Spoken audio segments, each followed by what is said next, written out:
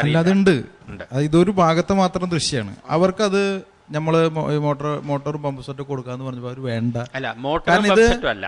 അതുകൊണ്ടാണ് ഈ pedal operated യന്ത്രങ്ങൾ അല്ല, അത് നെൽകൃഷിയും പച്ചക്കറിയും കൂടി നടത്തുന്ന പ്രദേശമാണിത്. അവിടെ ഇനി പച്ചക്കറിക്ക് വേണ്ടി ചാലുവെട്ടാനായിട്ട് ഓരോരുത്തർ ചെറിയ ചെറിയ കർഷകരുടെ നിലങ്ങളാണ്. അതിന്റെ അതിർത്തി ഒന്നും പോകാനായിട്ട് അവർക്ക് താല്പര്യം ഉണ്ടാവില്ല. വെള്ളം കൊണ്ടുവരണമെങ്കിൽ ചാല് വെട്ടി കൊണ്ടുവരണം. കുടത്തില് വെള്ളം കോരി നടന്നു കൊണ്ടുവന്ന് നനയ്ക്കുന്നതിനേക്കാൾ തീർച്ചയായിട്ടും സൗകര്യപ്രദമാണ് ലഘുയന്ത്രങ്ങൾ. നമ്മൾ പല സ്ഥലത്തും പൈപ്പ് ഞാൻ എല്ലായിടത്തും ചെയ്യുന്നല്ല, അത് ആലോചിക്കുക. എനിക്ക് ചോദിക്കാനുള്ള തെങ്ങ് കൃഷിയെ പറ്റിയാണ്. ഇപ്പം തെങ്ങ് കയറാനായിട്ട് ആളെ കിട്ടുന്നില്ല എന്നുള്ളതാ ഇവിടെ തിരുവനന്തപുരത്തെ ഏറ്റവും വലിയൊരു പ്രശ്നം. അവിടുത്തെ സ്ഥിതി എന്താന്നുള്ള? തെങ്ങ് കയറാൻ ആളെ കിട്ടുന്നില്ല പ്രശ്നം അവിടെയുണ്ട്. യന്ത്രമില്ല. ഇപ്പോഴും കയറിക്കൊണ്ടിരിക്കുന്ന ആളുകളെ വെച്ചിട്ട് തന്നെയാണോ കയറുന്നത്. പിന്നെ പല സ്ഥലങ്ങളിലും കർഷകർ കൂട്ടായ്മകൾ ഉണ്ടാക്കി കൊടുങ്ങല്ലൂരിൽ നിന്നും പറവൂരിൽ നിന്നൊക്കെ ആളുകളെ കൊണ്ടുവന്ന് കയറുന്നുണ്ട്. കുറച്ചാളുകൾ ഇപ്പോൾ അവിടെ നിലയ്ക്കുണ്ട്. അവരും കഴിഞ്ഞാൽ ആൾ കിട്ടൂല എന്ന് ഉറപ്പാണ്. ധാരാളം തെങ്ങുകൾ വെട്ടി കളഞ്ഞ സ്ഥിതിക്ക് പോലും ആവശ്യത്തിന് തെങ്ങ് കയറാൻ ആളെ കിട്ടുന്നില്ല.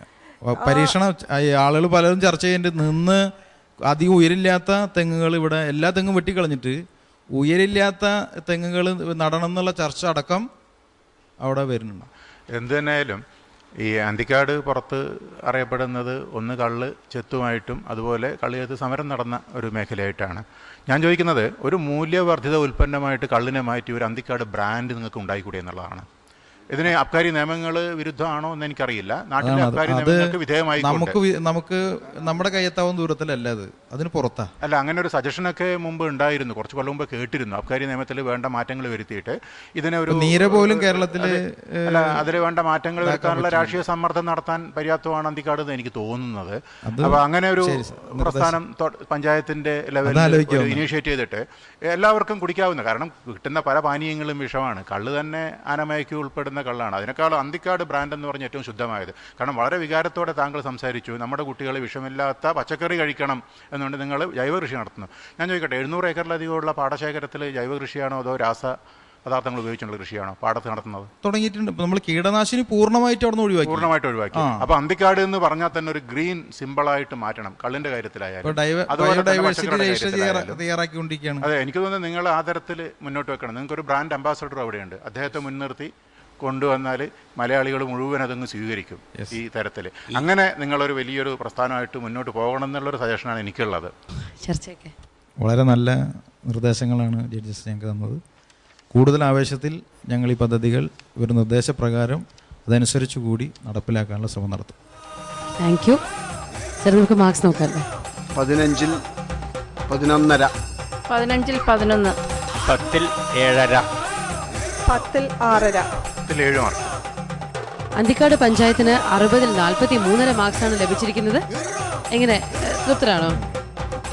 തീർച്ചയായും നിങ്ങളും ഇവരുടെ പദ്ധതികളെ സപ്പോർട്ട് ചെയ്യുക. അന്തിക്കാടിനായി SMS ചെയ്യേണ്ട format GKE space AKD space 10-ൽ നിങ്ങൾ നൽകുന്ന മാർക്സ് 537252 എന്ന നമ്പറിലേക്ക് അയയ്ക്കുക. കാർന്നോമാരെ, ഒരു പുതിയ ലോകം നിങ്ങൾ കാട്ടിത്തരണേ.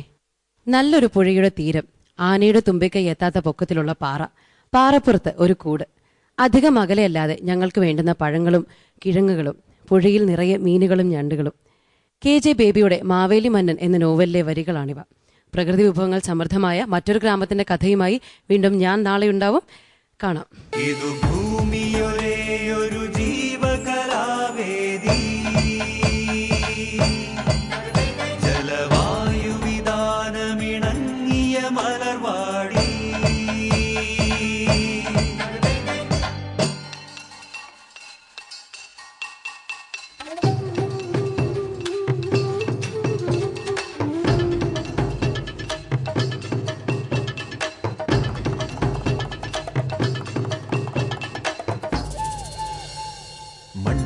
തെളിവിണ്ണിൽ കരിമൂടിയാകെ നിറഞ്ഞൊരു കാലം, ജീവൻ വിറയോലും ഒരു കെടുകാലം. കുന്നും പുഴമണലും ചെറുനാണയത്തിനു വിത്തു തുലയ്ക്കും നെഞ്ചിൽ കനിവില്ലാത്തൊരു കളിയല്ലോ.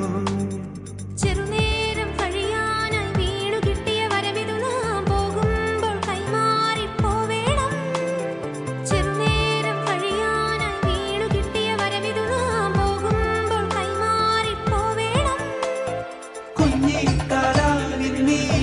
മുറ്റത്തോടുന്നോ കുഞ്ഞുങ്ങൾക്കായി നാം ഈ ലോകം നൽകേണ്ടേ കുഞ്ഞിക്കാല ഇന്നീ മുറ്റത്തോടുന്നോ കുഞ്ഞുങ്ങൾക്കായി നാം ഈ ലോകം നൽകേണ്ടേ. ശുചിത്വ കേരളം സുന്ദര കേരളം ഗ്രീൻ കേരള എക്സ്പ്രസ് നിങ്ങൾക്കായി അവതരിപ്പിച്ചത് ശുചിത്വ മിഷൻ. എന്റെ കേരളം മാലിന്യമുക്തം.